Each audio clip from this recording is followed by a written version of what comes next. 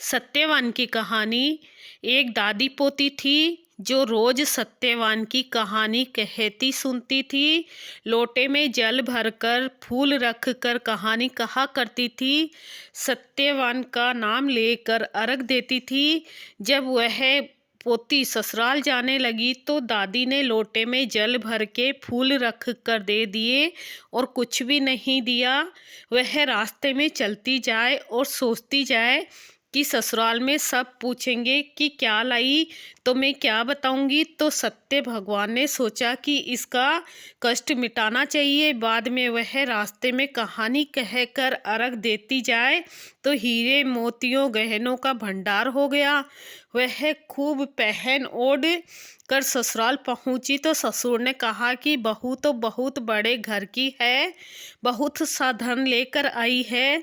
सासू ने कहा कि पड़ोसन से मूंग चावल उधार ले आओ और बहू के लिए कुछ बनाओ। बहू ने कहा मेरे लोटे में से जल लेकर रसोई बनाओ। लोटे में जल लेकर रसोई बनाई तो भगोना भर गया, तरह तरह की मिठाइयाँ हो गई।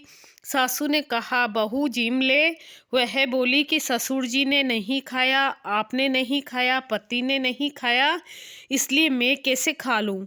और मेरा सत्यवान की कहानी का नियम है। तो उसने कहानी कही, सबने सुनी तो वहाँ धन का भंडार भर गया।